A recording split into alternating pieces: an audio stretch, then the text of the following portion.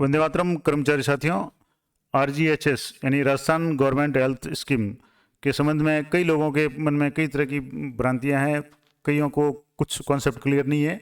तो इसके संबंध में एक महत्वपूर्ण जानकारी पूरी वीडियो के रूप में मैं आपको साझा कर रहा हूं, जिसमें FAQs यानी फ्रीक्वेंटली आस्क्ड क्वेश्चंस यानी जो अक्सर आरजीएचएस के संबंध में पूछे जाते हैं और ये जानकारी आप सभी कर्मचारियों को होनी चाहिए, तो उसके संबंध में मैं विस्तार से आपको बताऊंगा।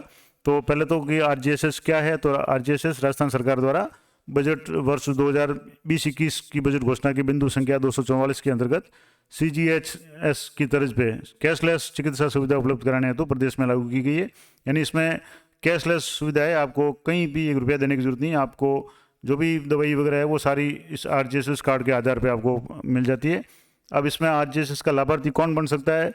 सबसे महत्वपूर्ण बात तो इसमें राज्य सरकार के मंत्री, विधायकगण, पूर्व विधायकगण, न्यायिक सेवा में सेवारत और सेवानिवृत्त न्यायाधीश, अखिल भारतीय सेवा के सेवारत अधिकारी, पेंशनर्स, राज्य सरकार के कर्मचारी, राज्य के सरकारी अर्ध सरकारी निकाय, बोर्ड, निगम आदि के अधिकारी, कर्मचारी और पेंशनर और उनके समस्त आश्रित परिजन इस योजना के लाभार्थी बन सकते हैं। यानी जितने भी कर्मचारी है, पेंशनर है, ये सारे और उनके परिवार के सदस्य जो भी है वो सारे इसके लाभार्थी बन सकते हैं। अब इसमें मैं आरजीएचएस का लाभार्थी कैसे बन सकता हूँ या सकती हूँ? तो इसके लिए आरजीएचएस का लाभार्थी बनने के लिए सर्वप्रथम पंजीयन कराना आवश्यक है। और पंजीयन इसके लिए आरजीएचएस जो वेब पोर्टल है, इस पर आपको स्वयं के SSO ID से लॉगिन करके निम्न प्रक्रिया के द्वारा आप लाभार्थी बन सकते हैं। पहली स्थिति में है कि आपके पास में जन आधार संख्या हो या जन आधार पंजीयन संख्या हो, या तो आपके जन आधार बना हुआ हो या जन आधार का अगर आपने रजिस्ट्रेशन किया हुआ तो उसकी पंजीयन संख्या है वो हो। SSO पे आपको लॉगिन करना है और आरजीएचएस एप्लीकेशन पे क्लिक करना है और वहाँ जन आधार संख्या या जन आधार नंबर या जो भी पंजीयन संख्या वो दर्ज करनी है। उसके बाद में एम्प्लॉय आईडी जो भी आपकी है, कर्मचारी अगर हैं तो एम्प्लॉय आईडी दर्ज करनी है और उसमें परिवार के सदस्यों की लिस्ट आ जाएगी, उनकी पुष्टि करनी है और स्व घोषणा करके आपको सबमिट करना है। तो इस तरीके से आप आरजीएचएस के मेंबर बन सकते हैं। दूसरा, अगर जन आधार या जन आधार संख्या या जन आधार जो रजिस्ट्रेशन नंबर उपलब्ध नहीं है तो आपको कैसे करना है? तो अब इसमें SSO में लॉगिन करना है और आरजीएचएस एप्लीकेशन पे क्लिक करना है और पंजीयन नहीं होने पर जन आधार के पेज पे लिंक जो पे है उस पर आपको क्लिक करना है और जन आधार का फॉर्म भर करके सबमिट कर जन आधार पंजीयन संख्या प्राप्त करनी है। और उसके बाद में पंजीयन संख्या मिलने के बाद में उसी तरह से पहले जो स्टेप है कि पंजीयन संख्या दर्ज करने के बाद में एम्प्लॉय ID दर्ज करके सदस्यों की पुष्टि करके ये प्रोसेस करना है। तो ये 2 तरीके हो गए कि जिसमें आरजीएचएस का ये जन आधार बना हुआ है तो कैसे करेंगे, जन आधार अगर नहीं बना हुआ तो कैसे करेंगे। चौथा पॉइंट है कि क्या आरजीएचएस का लाभार्थी बनने के लिए मैं पंजीयन स्मार्ट यानी एंड्रॉयड फ़ोन से भी कर सकता हूँ? तो जी हाँ, आरजीएचएस जो पंजीयन है, इस पर रजिस्ट्रेशन का जो प्रोसेस है वो एंड्रॉयड फ़ोन से भी आप कर सकते हैं, लैपटॉप से भी कर सकते हैं और मोबाइल से भी, अगर आपके पास एंड्रॉयड मोबाइल है तो वहाँ से भी आप ये प्रोसेस कर सकते हैं। और आरजीएचएस के क्या दस्तावेज आवश्यक है? तो सबसे पहला तो एक तो जन आधार आपके पास में होना जरूरी है और एम्प्लॉय ID या PPO संख्या, अगर पेंशन है तो PPO संख्या होगी और अगर कर्मचारी है तो आपके पास में एम्प्लॉय ID जो भी होगी आरजे वाली वो आपको ध्यान में रखनी पड़ेगी या उसका आपको उपयोग करना पड़ेगा। अगला पॉइंट है आरजीएचएस फैमिली का अर्थ क्या है, यानी आरजीएचएस में फैमिली में कौन कौन से मेंबर शामिल होंगे, ये भी महत्वपूर्ण है। कई लोगों को थोड़ा सा कन्फ्यूज रहता है कि इसमें कौन कौन शामिल होंगे। तो आरजीएचएस फैमिली का अर्थ है कि लाभार्थी के पति या पत्नी, यानी अगर कोई कर्मचारी है, अगर वो महिला है तो उसके पति और अगर पुरुष है तो उसकी पत्नी और कर्मचारी पर आश्रित 25 वर्ष तक के 2 संतान, यानी ऐसे संतान जिनकी उम्र 25 साल से कम हो या उनके माता पिता जो सामान्यतः कर्मचारी के पदस्थापन के स्थान पर रहते हो और जिनकी मासिक आय 6,000 रुपये से कम हो। अगर माता पिता सरकारी नौकरी वाले हैं या पेंशनर है तो वो उनका अलग से कार्ड बनेगा, वो शामिल नहीं होंगे। लेकिन माता पिता की मासिक आय 6,000 से कम है और कर्मचारी के साथ में रहते तो वो प्लस उसके बच्चे और बच्चे 2 संतान और विशेषकर वो भी 25 साल से कम के। तो ये विशेष बात है, इसमें कई लोगों को कन्फ्यूजन होता है। तो मैं एक बार आपको क्लियर कर दूं कि पति या पत्नी कर्मचारी पर आश्रित 25 वर्ष तक की आयु के 2 संतान और माता पिता जो सामान्य कर्मचारी के पदस्थापन के स्थान पर रहते हो और जिनकी मासिक आय 6,000 से कम हो। ये इंपॉर्टेंट नोट है, तो आप इसको ध्यान रखें। दूसरा, आरजीएचएस कार्ड में नाम, जन्म दिनांक, कर्मचारी से संबंध आदि सूचना गलत होने पर उसको सही कैसे करें? तो जो भी सूचना है वो आरजीएचएस कार्ड है जन आधार कार्ड से लेता है, तो आपको जन आधार कार्ड में सूचना को अपडेट करवाना है और उसके बाद में जन आधार से वापस डाटा फैच करेंगे तो आरजीएचएस कार्ड में सुविधा जो भी शुद्धिकरण है वो हो जाएगा। यानी कि आरजीएचएस कार्ड में नाम, जन्म दिनांक, कर्मचारी से संबंध आदि की संबंधित सूचना गलत होने पर जन आधार कार्ड में शुद्धिकरण करवा कर सही करवाया जा सकता है। अब ये क्या ये योजना परिवीक्षाधीन अधिकारियों या कर्मचारियों पर लागू है, यानी जो प्रोबेशनर है उन पे लागू है? तो यहाँ बिल्कुल ये प्रोबेशनर जो भी कर्मचारी है जिनका स्थायीकरण नहीं हुआ उन पे भी लागू है। और आपको पता होगा कि जो भी सरकारी कर्मचारी है उनके सैलरी से RGSS की जो हर मंथ जो भी कटौती होती है, तो ये परीक्षा वाले जो भी है प्रोबेशनर है उनके भी कटौती होती है, तो इन पे भी लागू है। यदि पति पत्नी दोनों की नियुक्ति 1/1/2004 के बाद होने पर क्या RGSS में दोनों को लाभ मिलेगा? तो जी हाँ, 1/1/2004 या उसके पश्चात नियुक्त पति पत्नी को एक ही RGSS कार्ड पर दोनों को पृथक पृथक प्राप्त होने वाले लाभ के बराबर परिलाभ प्राप्त होंगे, यानी उनका अलग से कार्ड बनाने की आवश्यकता नहीं है, दोनों को जो भी लाभ है वो दे होंगे। अब नेक्स्ट पॉइंट है, इंपॉर्टेंट पॉइंट है कि क्या जुड़वा बच्चों होने की स्थिति में 2 से अधिक संतानों पर RGSS योजना का लाभ दे है? तो यदि प्रथम प्रसव में 1 से अधिक संतान जीवित है तो उनको पृथक इकाई माना जाएगा, और यदि प्रथम प्रसव में एक संतान जीवित है और द्वितीय प्रसव में जुड़वा बच्चे होने की स्थिति में दोनों को एक ही इकाई माना जाएगा। यानी कि अगर प्रथम प्रसव से ही 2 से अधिक संतानें हैं तो 2 संतानें उसमें काउंट हो जाएगी, उसके बाद की काउंट नहीं होगी या वो फायदा नहीं मिलेगा। लेकिन अगर मान लो प्रथम प्रसव में एक संतान है और उसके द्वितीय जो प्रसव है उसमें जुड़वा बच्चे हो जाते हैं तो कुल संख्या तो 3 हो जाएगी, लेकिन जो दूसरे जो प्रसव वाले जो 2 बच्चे हैं उनको एक ही इकाई माना जाएगा, तो वो इसका लाभ उठा सकते हैं। जैसा कि चुनाव के समय में भी आपने देखा होगा कि जो चुनाव के समय में जो संतान संबंधी है तो उसमें यही है कि प्रथम प्रसव में अगर एक है संतान और दूसरे प्रसव में 2 संतान अगर होती है, जुड़वा होती है, तो भी उनको एक इकाई के रूप में माना जाता है। RGSS योजना किस चिकित्सा सुविधा के लिए कैशलेस है? तो RGSS के योजना अंतरोगी चिकित्सा यानी IPD, यानी अगर एडमिट होता है पेशेंट उसके लिए डे केयर और मातृत्व शिक्षा आदि चिकित्सा आदि सुविधा के लिए कैशलेस है, यानी अगर रोगी इंटर होता है यानी एडमिट होता है तो उसको कोई भी पैसा देने की आवश्यकता नहीं होती है। और लाभार्थी किन अस्पतालों में इलाज करवा सकता है? तो कर्मचारी और उसके आश्रित परिवारजन राजकीय अस्पतालों, राज्य सरकार और विभाग द्वारा सूचीबद्ध इम्पेल्ड जो भी निजी अस्पताल है उनमें इलाज करवा सकते हैं। इसकी पूरी सूची है वो आपको मैं टेलीग्राम चैनल पर उपलब्ध करा दूंगा और मैंने अपलोड भी की हुई है, तो वहाँ से आप देख सकते हैं कि राजस्थान के कौन से हॉस्पिटल में इलाज करवा सकते हैं। और राजस्थान के बाहर भी गुजरात के भी कुछ हॉस्पिटल है या इसके अलावा दिल्ली, गुड़गांव वगैरह या जो भी राजस्थान के बाहर के हॉस्पिटल है उनकी सूची भी आपको मेरे टेलीग्राम चैनल पर मिल जाएगी, तो वहाँ से आप चेक कर सकते हैं। नेक्स्ट है, क्या गैर अनुमोदित चिकित्सालय में इलाज खर्च के दावे का पुनर्भरण देय है? यानी जो गैर अनुमोदित यानी कि अगर मान लो ऐसा कोई चिकित्सालय हो जहाँ जो लिस्ट में नहीं है RGSS की और वहाँ आपने इलाज करवाया तो उसके लिए तो जो अनुमोदित चिकित्सालय में आपातकालीन परिस्थितियों में इमरजेंसी के मामले में कुछ बीमारियों के लिए CGHS पैकेज की दरों पर दावों का पुनर्भरण है वो देय है, जिसमें निम्न बीमारियों को शामिल किया जाएगा।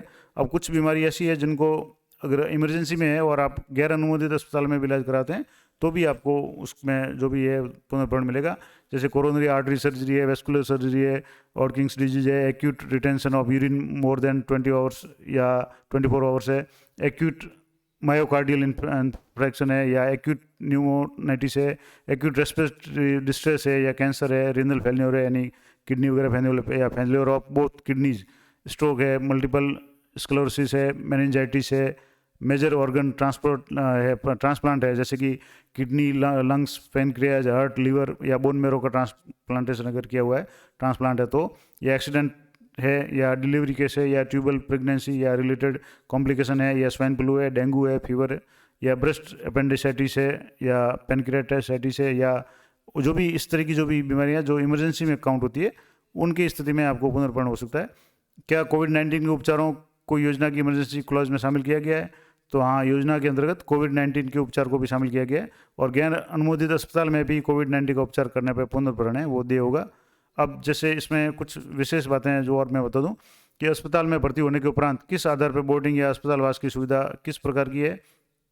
तो वेतन श्रृंखला के अनुसार अगर 3600 ग्रेड जो मूल वेतन है अगर कर्मचारी का है तो उसको राज्य के अस्पताल में सामान्य वार्ड में सुविधा मिलेगी और अधिकृत जो निजी अस्पताल है उसके जनरल वार्ड में मिलेगी। 36,001 से लेकर के 63,000 तक किसी कर्मचारी का जो मूल वेतन है तो उसको कॉटेज वार्ड में सुविधा मिलेगी और जो निजी अस्पताल है उसमें अर्ध निजी वार्ड में, और 63,001 से लेकर के उसकी बेसिक पे अधिक है तो उसको डिलक्स जो वार्ड है या उसमें सुविधा मिलेगी और अस्पताल में निजी वार्ड में मिलेगी। तो ये बोर्डिंग की सुविधा है। अब इसके अलावा कुछ महत्वपूर्ण बात और है कि मेरे पास जन आधार कार्ड उपलब्ध नहीं है, परंतु आधार कार्ड बना हुआ है तो क्या मुझे योजना का लाभ मिल सकता है? तो जिस लाभार्थी का जन आधार कार्ड बना हुआ नहीं है उन्हें जन आधार कार्ड बनवाया जाकर ही योजना का लाभ ले सकता है, और उक्त जन आधार संख्या या जन आधार पंजीयन संख्या के आधार पर आरजीएसएस लाभार्थी बन सकते हैं। यानी जन आधार कार्ड अनिवार्य है। अगर आपके पास आधार कार्ड है तो आप हाथों हाथ जन आधार कार्ड का रजिस्ट्रेशन करवा सकते हैं, और पंजीयन संख्या तो आपको तुरंत मिल जाती है, तो आप उसका लाभार्थी बन सकते हैं। यानी कि कुल मिलाकर के आपको जन आधार कार्ड बनवाना जरूरी है। चाहे जन आधार कार्ड नहीं बना हो तो उसका रजिस्ट्रेशन एक बार करवा लें, तो भी आप उसमें आवेदन कर सकते हैं, लाभार्थी बन सकते हैं। क्या जिनके पास भामाशाह कार्ड है उन्हें भी जन आधार कार्ड बनवाना होगा? तो नहीं, जिसके पास में भामाशाह कार्ड है उसके स्थान पर ही राजस्थान सरकार ने जन आधार कार्ड वितरित किए हैं। तो अगर किसी के पास में भामाशाह कार्ड है तो उस भामाशाह कार्ड के नंबर के आधार पर उसको जन आधार कार्ड है वो ऑटोमेटिक अलॉट हो गया है, तो वो ई मित्र पे जाकर के डाउनलोड कर सकते हैं। दूसरा नेक्स्ट है ई वॉलेट से प्रति वर्ष कितने रुपए तक का आहरण किया जा सकता है? तो 1/1/2004 के बाद जो भी कर्मचारी है उसके ई वॉलेट में राशि प्रति परिवार 5 लाख रुपए रखी गई है, और गंभीर बीमारियों के लिए अतिरिक्त 5 लाख प्रति परिवार की सुविधा रखी गई है। दूसरा कि यदि इलाज के उपरांत ई वॉलेट की राशि शेष बच जाती है तो क्या अगले वर्ष में उपयोग ली जा सकती है? तो नहीं, ये राशि 1 वर्ष के लिए है, और यदि राशि शेष रह जाती है तो वो योजना प्रारंभ होने से 1 वर्ष की समाप्ति पर स्वतः ही कालातीत हो जाती है। यानी अगले वर्ष से नए सिरे से स्वास्थ्य परिलाभ में होगा। यानी हर साल जो भी है वो राशि रिन्यू होती है, और जो साल के अंत में अगर राशि बच जाती है तो वो लैप्स हो जाती है, अगले साल में वो आगे नहीं बढ़ेगी। और नेक्स्ट है लाभार्थी कितनी बार इस योजना के अंतर्गत इलाज करा सकता है? तो परिवार के वॉलेट में उपलब्ध राशि के शेष रहने तक लाभार्थी द्वारा इस परिवार योजना में आवश्यकता अनुसार कितनी बार इलाज करवाया जा सकता है। और जो इसकी राशि है वो 5 लाख रखी गई, और अगर गंभीर रोगी है तो उसको 5 लाख की अतिरिक्त सुविधा मिलती है। इसके अलावा इस योजना के अंतर्गत योजना के प्रारंभ होने के बाद की बीमारियां भी शामिल है? तो इस योजना के अंतर्गत योजना चालू होने से पूर्व की बीमारियों हेतु भी चिकित्सा कवर शामिल है।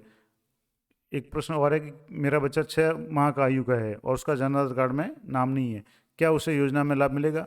तो हाँ, योजना के अंतर्गत पात्र परिवार के जन आधार कार्ड में विवरण में नाम सम्मिलित नहीं होते हुए भी उस परिवार के 1 वर्ष तक की आयु के बच्चे को इस योजना के अंतर्गत इलाज देने का प्रावधान रखा गया है।